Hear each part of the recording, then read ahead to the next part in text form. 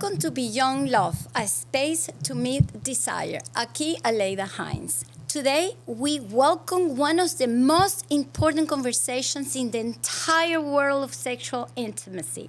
A conversation that has been misunderstood for decades and still is. A conversation that affects marriages, dating relationships, self-esteem, sexual confidence, and emotional connection. Today, we are going to clarify the difference between desire, drive, and sexual arousal. Because so many people say, I don't have desire, I love my libido, what's wrong with me? I need more testosterone, I am broken. But what they really mean, what they are truly experiencing, is often something very different.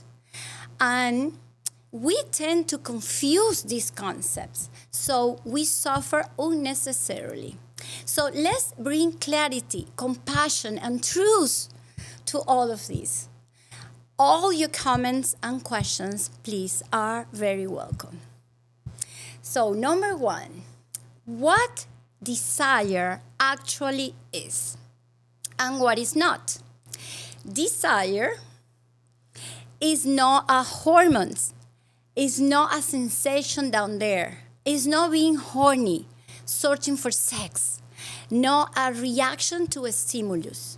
Not a spontaneous spark that appears or disappears depending on the day or the context.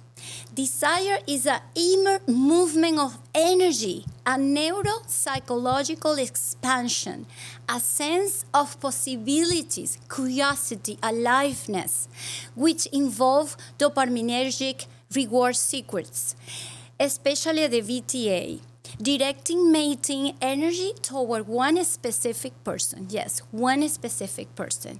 It is something you access, not something you get. It is an internal direction of meaning, not a biological drive. I strongly believe that we must understand desire to be able to access it for free. Desire is not a passive response to pleasure. Erotic desire is energy, the psychological and erotic force that fuels passion, while Sexual arousal is the body physiological response, and sex drive the biological impulse, and desire is the heart and mind longing, the engine that propels us towards sexual intimacy, connection, and erotic play.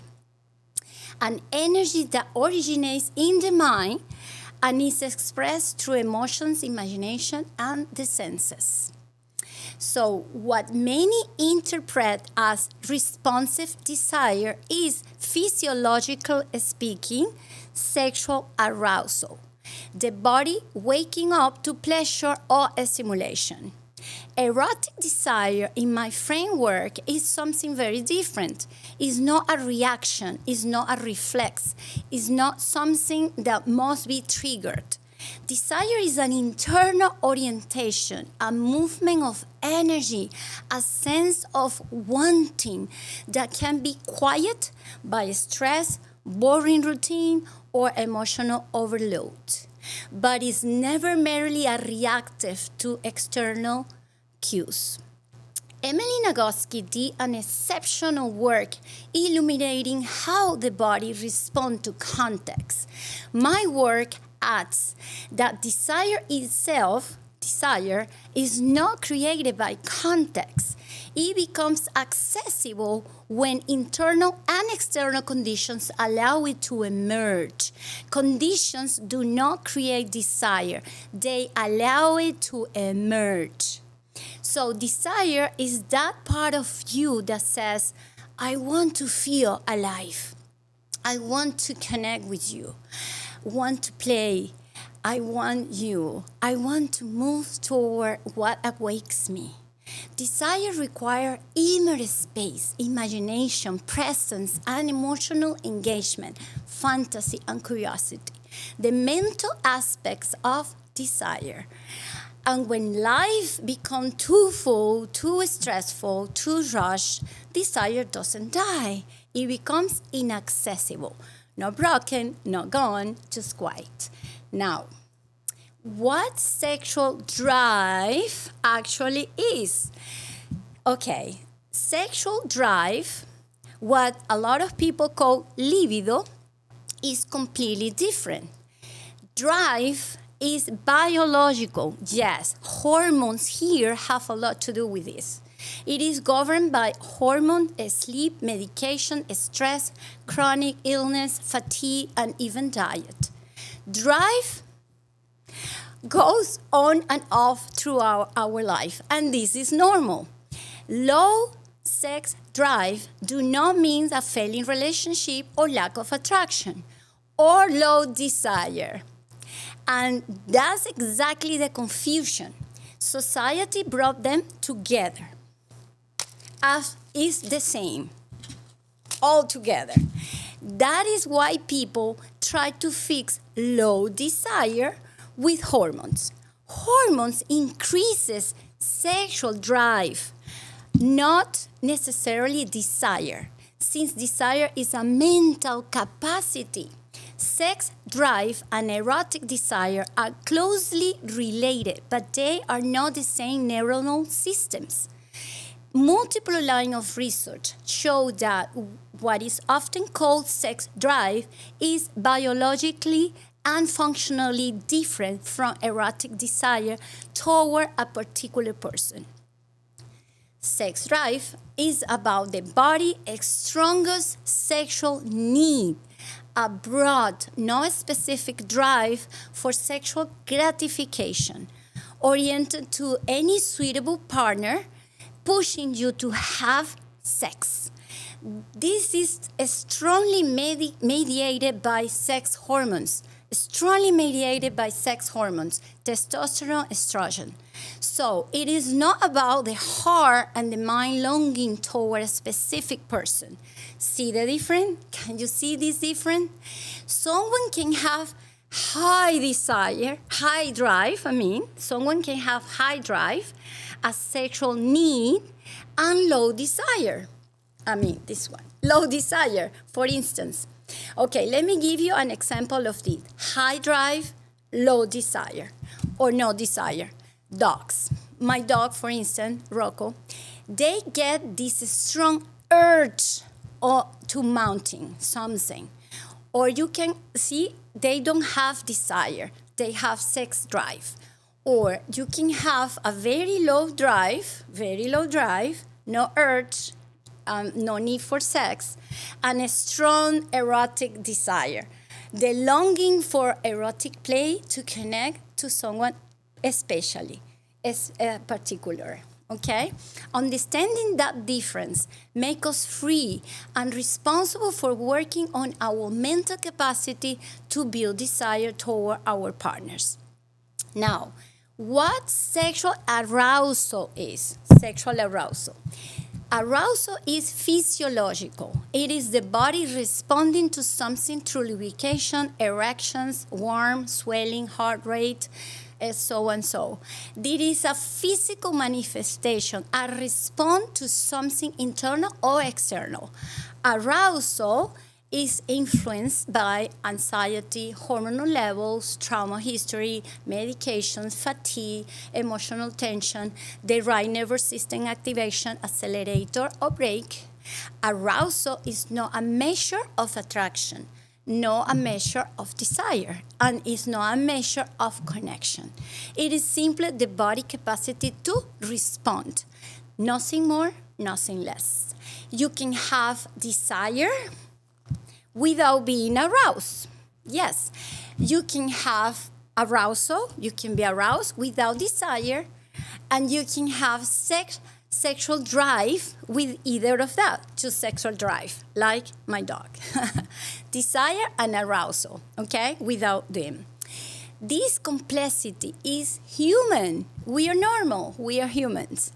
So why we confuse them? And why it hurts.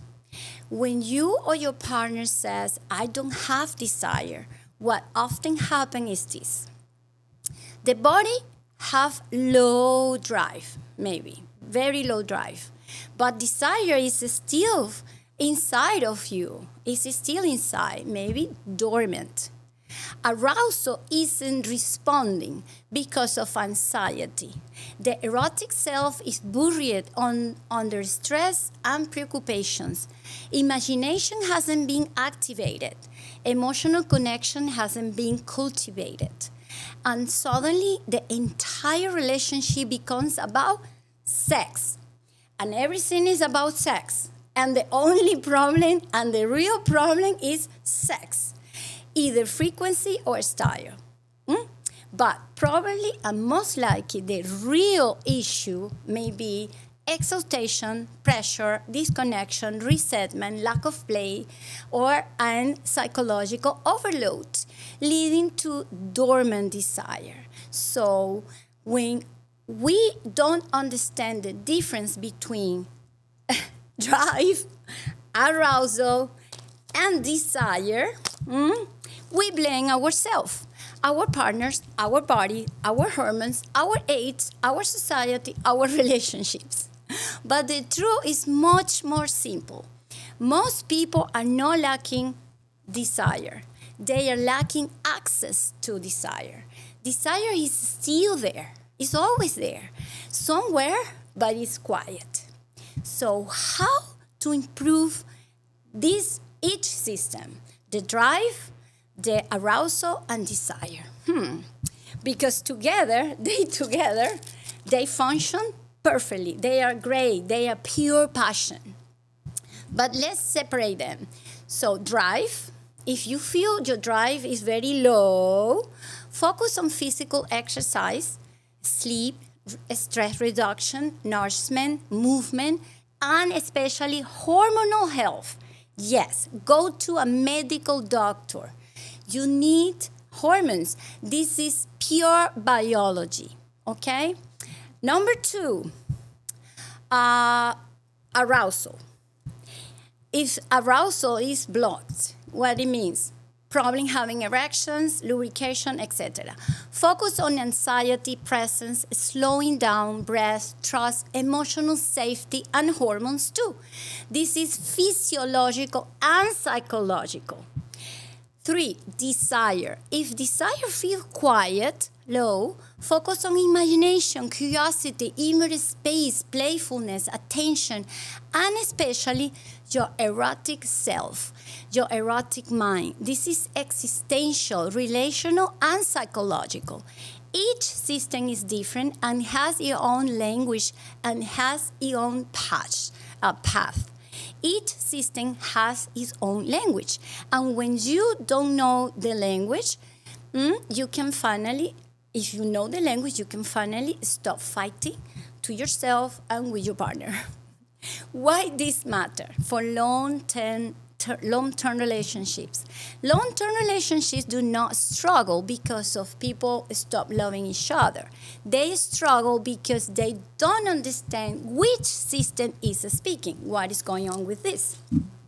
A couple may think they have desire problem when actually they have a stress problem or communication problem or arousal problem or drive fluctuation. And when you misdiagnose the problem, you interpret that as a problem in the relationship. Understanding this, each system brings relief, hope, clarity, and compassion. It helps us stop blaming, help us feel better and start understanding ourselves and our partners.